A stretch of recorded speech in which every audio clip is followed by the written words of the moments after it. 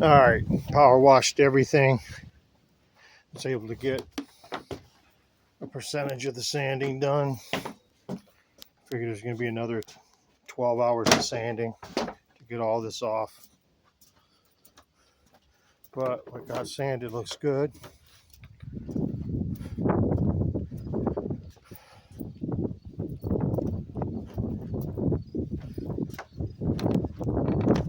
Still got to straighten out all these railings, fix a board.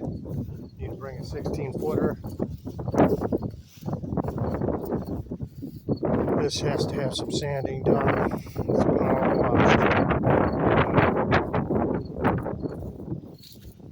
This one actually wasn't too horrible.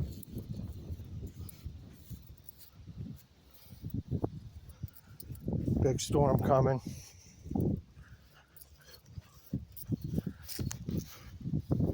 It doesn't look too bad. What if we go with a solid brown on the bottom and maybe the railings? I'll do the railings. Railings got to be sanded. Just have to.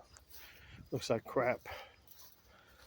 And then this needs to be sanded a little bit, especially around the outside trim. What we're doing with the dock box. But this actually is in pretty good shape.